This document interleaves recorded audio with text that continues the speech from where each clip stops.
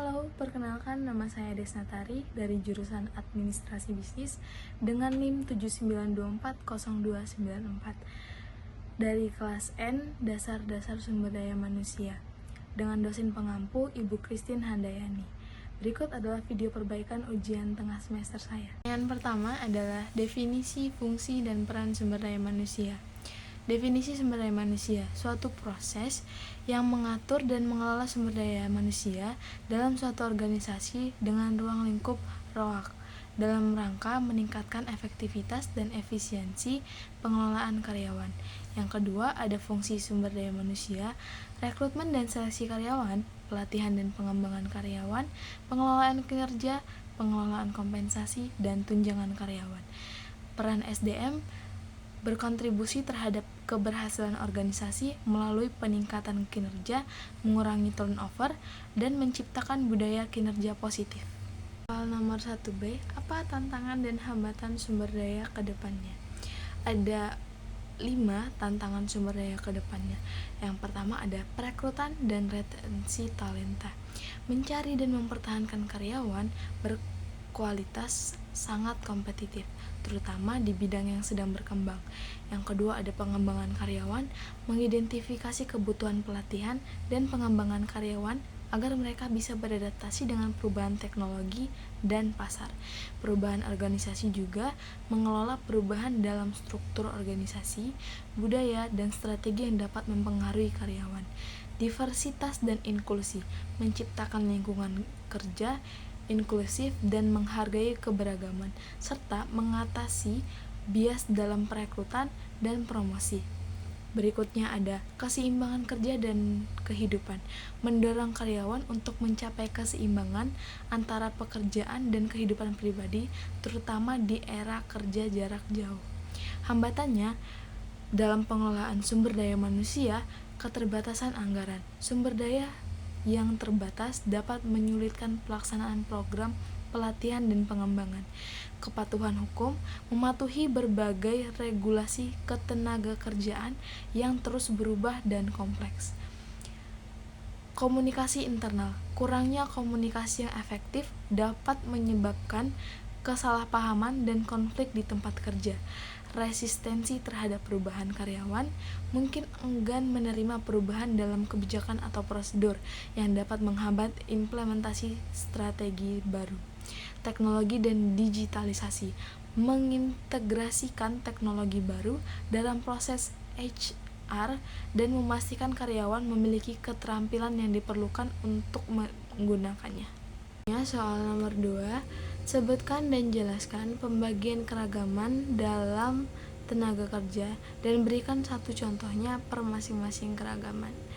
Baik, jawabannya yang pertama ada keragaman permukaan atau surface level, perbedaan personel sumber daya manusia berdasarkan apa yang tampak terlihat. Terdiri dari keragaman gender, disabilitas, kecenderungan gender, etnis, agama, senioritas, atau usia. Contoh keragaman gender, organisasi dapat menerapkan program mentoring yang ditujukan khusus untuk karyawan perempuan. Program ini bisa melibatkan pemimpin perempuan senior yang memberikan bimbingan dan dukungan kepada karyawan perempuan yang ingin mengembangkan karir mereka di perusahaan. Contoh keragaman disabilitas, perusahaan dapat menyediakan fasilitas yang ramah disabilitas seperti aksesibilitas fisik di gedung, perangkat lunak pembaca layar, atau pelatihan untuk manajer tentang cara mendukung karyawan dengan kebutuhan khusus. Ini membantu menciptakan lingkungan kerja yang inklusif. Contoh keragaman kecenderungan gender, mengimplementasikan kebijakan yang jelas mengenai non-diskriminasi berdasarkan kecenderungan gender. Ini termasuk pelatihan untuk semua karyawan tentang kesadaran dan sensitivitas terhadap isu-isu gender, serta menciptakan platform bagi karyawan untuk melaporkan diskriminasi tanpa takut dan akan pembalasan. Contoh keragaman etnis, mengadakan festival budaya di mana karyawan dapat berbagi dan merayakan warisan etnis mereka. Kegiatan ini tidak hanya meningkatkan kesadaran tentang keragaman etnis di tempat kerja, tetapi juga membangun rasa saling menghormati dan memperkuat hubungan antar karyawan. Contoh keragaman agama, menawarkan ruang ibadah bagi karyawan yang membutuhkan waktu untuk ibadah serta menyediakan fleksibilitas dalam jadwal kerja untuk memenuhi kebutuhan hari libur agama. Ini menunjukkan penghargaan terhadap keyakinan spiritual karyawan. Contoh keragaman senioritas atau usia, menerapkan program pelatihan yang melibatkan kolaborasi antara karyawan muda dan senior. Misalnya, karyawan senior bisa membagikan pengalaman dan pengetahuan mereka, sementara karyawan muda bisa mengajarkan keterampilan teknologi baru. Ini mengoptimalkan potensi setiap generasi. Yang kedua ada keragaman dalam deep level, perbedaan personal sumber daya manusia berdasarkan apa yang tidak tampak terlihat. Intellectual abilities dan abilities need. Yang pertama, number aptitude, kemampuan untuk memahami, mengelola, dan menggunakan angka atau data numerik. Ini mencakup keterampilan dalam melakukan operasi matematika, analisis data, dan pemecahan masalah yang melibatkan angka. Contoh, seorang akuntan yang harus menganalisis laporan keuangan, menghitung pajak, dan membuat proyeksi anggaran. Kemampuan angka yang baik sangat penting untuk memastikan akurasi dan integritas data keuangan. Verbal comprehension, kemampuan untuk memahami dan menggunakan bahasa lisan atau tulisan. Ini mencakup keterampilan membaca, mendengarkan, berbicara, dan menulis, serta kemampuan untuk memahami makna kata dan frasa dalam konteks. Contoh, seorang penulis atau editor yang perlu memahami nuansa bahasa dan tata bahasa untuk membuat atau mengedit konten yang jelas dan efektif. Kemampuan verbal yang baik membantu dalam menyampaikan ide dengan tepat. Yang ketiga ada perceptual speed, kemampuan untuk dengan cepat dan akurat mengevaluasi atau mengidentifikasi informasi visual.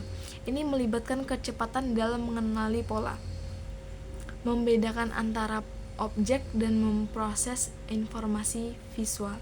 Contoh, seorang operator mesin di pabrik yang harus cepat dan tepat dalam memeriksa produk untuk cacat. Kemampuan kecepatan perseptual yang tinggi memastikan bahwa produk yang dihasilkan memenuhi standar kualitas. Yang keempat ada deductive reasoning, kemampuan untuk menarik kesimpulan logis dan informasi yang ada. Ini melibatkan penggunaan prinsip umum untuk membuat perkiraan atau keputusan tentang situasi spesifik. Contoh, seorang ilmuwan yang menggunakan hipotesis dan eksperimen untuk menarik kesimpulan tentang perilaku suatu zat.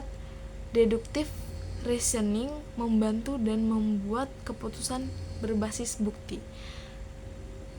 Spatial visualization, kemampuan untuk memahami dan memanipulasi objek dalam ruang. Ini mencakup keterampilan dalam membayangkan bagaimana objek akan terlihat dari sudut pandang yang berbeda dan memahami hubungan antara bentuk dan ruang. Contoh, seorang arsitek yang perlu membayangkan dan merancang bangunan dalam 3 dimensi. Kemampuan visualisasi spesial yang baik membantu dalam menciptakan desain yang fungsional dan estetis. Memory, kemampuan untuk menyimpan, mengingat, mengakses informasi. Ini mencakup berbagai jenis memori, seperti memori jangka pendek dan memori jangka panjang, serta kemampuan untuk meningkatkan informasi dalam konteks yang relevan. Contoh, seorang pelajar yang belajar untuk ujian dan harus mengingat fakta, rumus, dan konsep dari berbagai pelajaran. Memori yang baik memungkinkan pelajar untuk mengingat informasi dengan efektif saat dibutuhkan.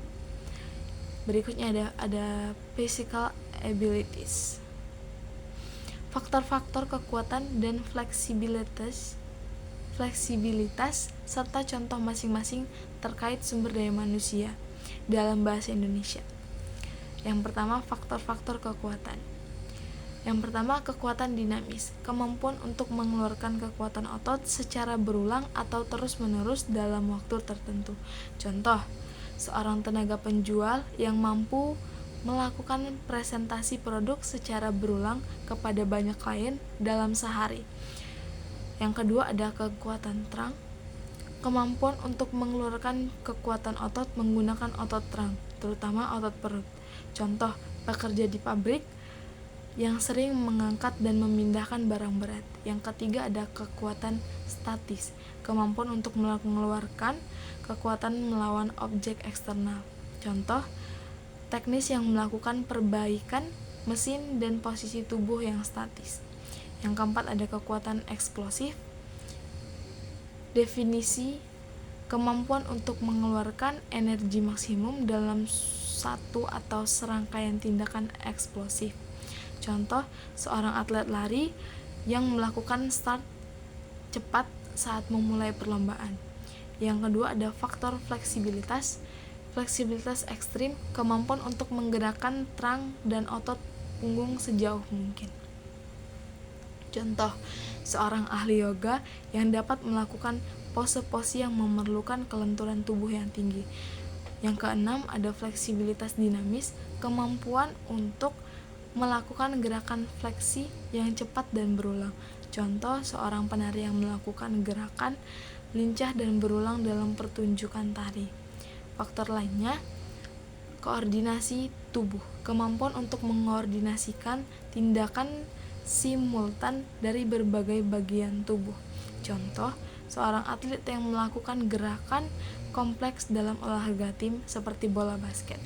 Keseimbangan, kemampuan untuk mempertahankan keseimbangan meskipun ada gaya yang menarik keluar dari keseimbangan. Contoh, seorang akrobat yang berjalan di atas tali tanpa terjatuh. Yang berikutnya ada stamina, kemampuan untuk terus-menerus melakukan upaya maksimum yang memerlukan usaha berkepanjangan. Contoh, seorang karyawan yang bisa bekerja sepanjang hari dengan produktivitas tinggi tanpa lelah. Ya, soal nomor 3A, apa itu definisi dari EEO atau Equal Employment Opportunity? Dalam bahasa Indonesia berarti kesempatan kerja yang setara. EEO adalah prinsip yang menjamin semua individu memiliki kesempatan yang sama untuk mendapatkan pekerjaan dan berkembang dalam karir tanpa diskriminasi. Ini ada soal nomor 3B, apa 5 kerugian dan 5 keuntungan perusahaan bila mengabaikan prinsip diskriminasi? Jawaban yang pertama, untuk keuntungan mengabaikan prinsip diskriminasi. Yang pertama, pengurangan biaya jangka pendek. Perusahaan mungkin menghemat biaya terkait pelatihan dan pengembangan program keberagaman. Yang kedua, ada proses perekrutan yang sederhana. Mengabaikan prinsip diskriminasi dapat mempercepat proses perekrutan karena tidak perlu mempertimbangkan keragaman dalam tim. Yang ketiga, ada penghindaran konflik. Dalam jangka pendek, perusahaan mungkin merasa menghindari konflik yang muncul akibat perdebatan diskusi tentang keragaman. Yang keempat, ada fokus pada kinerja. Perusahaan dapat fokus lebih pada kinerja individu tanpa mempertimbangkan keragaman latar belakang. Yang kelima, mempermudah manajemen, menjaga homogenitas dalam tim bisa membuat manajemen lebih mudah dalam hal komunikasi dan pengambilan keputusan. Berikutnya ada 5 kerugian dalam mengabaikan prinsip diskriminasi. Yang pertama, kehilangan talenta. Mengabaikan keragaman dapat menyebabkan perusahaan kehilangan akses keragaman talenta yang dapat membawa inovasi dan perspektif baru. Yang kedua ada rendahnya kepuasan karyawan. Lingkungan kerja yang tidak inklusif dapat mengakibatkan tingkat kepuasan karyawan yang rendah, meningkatkan turnover dan biaya rekrutmen. Yang ketiga ada reputasi perusahaan yang buruk. Perusahaan dapat mengalami dampak negatif dari reputasinya, yang dapat mempengaruhi hubungan dengan pelanggan dan mitra bisnis. Yang keempat ada kurangnya inovasi. Tim yang homogen cenderung memiliki perspektif yang terbatas, mengurangi kemampuan perusahaan untuk berinovasi dan beradaptasi dengan perubahan pasar. Yang kelima ada resiko hukum dan peraturan. Mengabaikan prinsip diskriminasi dapat menyebabkan perusahaan menghadapi tuntutan hukum yang berpotensi mahal dan merusak reputasi. Selanjutnya ada soal nomor 3C. Apa saja 3 tantangan dari IEO ke depannya? Jawabannya yang pertama, perubahan demografis. Deskripsi. Dengan meningkatnya keragaman dalam populasi tenaga kerja, termasuk perbedaan gender, etnis, usia, dan latar belakang, perusahaan harus menyesuaikan kebijakan IEO untuk mencerminkan realitas ini. Tantangan memastikan bahwa semua kelompok terwakili secara adil dan memiliki akses yang setara terhadap peluang kerja dan promosi dapat menjadi kompleks, terutama dalam industri yang lebih tradisional atau homogen. Yang kedua ada teknologi dan automatisasi. Deskripsi. Penerapan teknologi baru dan otomatisasi dalam proses perekrutan dan manajemen sumber daya manusia dapat memicu bias yang tidak disengaja. Tantangannya mengembangkan algoritma dan sistem yang adil dan tidak bias dalam proses perekrutan dan penilaian karyawan adalah tantangan penting untuk memastikan bahwa IEO tetap terjaga di era digital. Yang ketiga, ada kesadaran dan sensitivitas budaya. Dalam lingkungan kerja global yang multikultural, penting untuk memahami, menghormati perbedaan budaya. Tantangannya meningkatkan kesadaran dan sensitivitas terhadap isu-isu keberagaman di antara karyawan dan manajemen, serta mengatasi bias yang mungkin ada menjadi tantangan yang harus dihadapi untuk menciptakan lingkungan kerja yang efektif dan inklusif. Berikutnya nomor 4A, bagaimana meningkatkan perencanaan bisnis terhadap perencanaan kebutuhan tenaga kerja? Jawabannya, perencanaan bisnis adalah proses sistematis untuk menetapkan tujuan, strategis, dan tindakan untuk mencapai keberhasilan suatu organisasi. Perencanaan kebutuhan tenaga kerja adalah proses untuk menentukan jumlah dan jenis karyawan yang diperlukan oleh suatu organisasi untuk mencapai tujuan bisnisnya.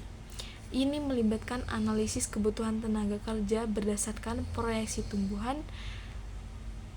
pertumbuhan, perubahan dalam struktur organisasi, dan menyelaraskan dengan strategi bisnis. Kaitannya antara perencanaan bisnis dan perencanaan kebutuhan tenaga kerja sangat erat karena perencanaan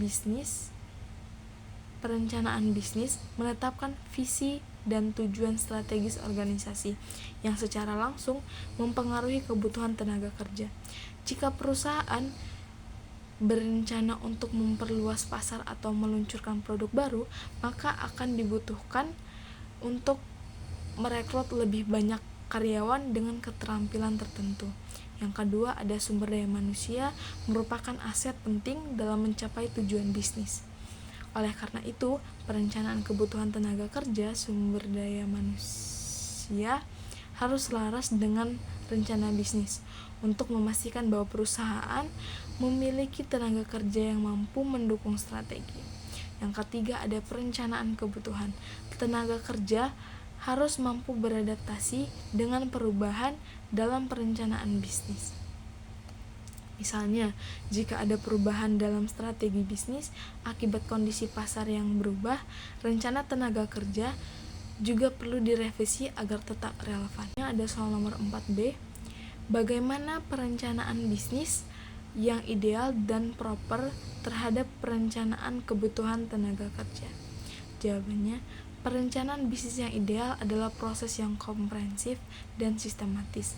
Dalam merumuskan strategi yang jelas untuk mencapai tujuan jangka panjang sebuah organisasi, ada analisis mendalam. Tujuan yang jelas, strategi realistis, fleksibel, adanya pengukuran dan evaluasi hasil.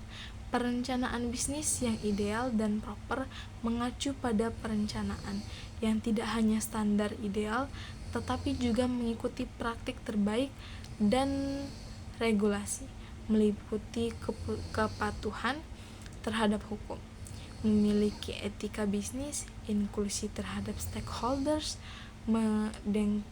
dokumentasi yang baik, sustainability perencanaan bisnis yang ideal, dan proper berpengaruh signifikan terhadap perencanaan kebutuhan tenaga kerja dengan cara yang pertama, menentukan kebutuhan tenaga kerja, yang kedua, menyesuaikan keterampilan, yang ketiga, fleksibilitas dalam perubahan, yang keempat, dukungan terhadap kesejahteraan, dan yang kelima, meningkatkan keterlibatan stakeholder. Berikutnya soal nomor 5, bagaimana menjelaskan simulasi rekrutmen terhadap seleksi karyawan dan evaluasi wawancara kandidat pelamar kerja. Yang pertama, rekrutmen. Rekrutmen adalah proses pencarian dan pengundangan calon karyawan untuk mengisi posisi yang tersedia dalam suatu organisasi. Tujuan dari rekrutmen adalah untuk menarik kandidat yang memiliki kualifikasi dan potensi yang sesuai dengan kebutuhan perusahaan, sehingga dapat meningkatkan kualitas sumber daya manusia. Yang berikutnya adalah seleksi. Seleksi adalah proses penilaian dan pemilihan calon karyawan dari kumpulan pelamar yang telah direkrut. Proses ini melibatkan berbagai metode seperti wawancara, tes kemampuan, dan penilaian psikologis untuk mengevaluasi kesesuaian kandidat dengan posisi yang ditawarkan. Tujuannya adalah untuk memilih kandidat yang paling cocok dan berkualitas untuk dipekerjakan. Evaluasi seleksi. Evaluasi seleksi adalah proses menilai efektivitas dan efisiensi dari metode seleksi yang digunakan. Ini meliputi analisis hasil seleksi, seperti tingkat keberhasilan kandidat dalam menjalankan tugas dan kontribusi mereka terhadap organisasi. Ini membantu perusahaan untuk memahami apakah proses seleksi yang diterapkan sudah tepat dan untuk melakukan perbaikan jika diperlukan. Simulasi rekrutmen adalah proses yang meniru situasi nyata dalam lingkungan kerja untuk menilai kemampuan, keterampilan, dan kecocokan kandidat dengan posisi yang dilamar. Ada desain simulasi, melakukan simulasi dengan kandidat, tim rekrutmen atau penilaian mengamati kandidat selama simulasi, dan pemberian umpan balik kepada kandidat mengenai kinerja mereka. Yang terakhir ada hasil dari simulasi digunakan bersamaan dengan alat seleksi lainnya seperti wawancara dan tes keterampilan. Yang kedua ada evaluasi wawancara kandidat pelamar kerja. Persiapan pertanyaan yang relevan dan terstruktur mencakup pertanyaan tentang pengalaman kerja, keterampilan, dan kemampuan interpersonal. Pertanyaan situasional dan perilaku sangat berguna untuk memahami bagaimana kandidat bereaksi dalam situasi tertentu. Penilaian keterampilan dan sikap, seperti kemampuan komunikasi, kerjasama, dan adaptabilitas, juga sikap dan motivasi kandidat. Kesesuaian budaya, pertimbangan bagaimana kandidat cocok dengan budaya organisasi terkait nilai-nilai dan etika kerja mereka. Catatan dan dokumentasi, membuat catatan selama wawancara untuk mencatat poin-poin dan kesan yang dari kandidat. Yang terakhir ada umpan balik tim rekrutmen. Diskusi hasil wawancara dengan tim rekrutmen untuk mendapatkan perspektif yang lebih luas keputusan berdasarkan data.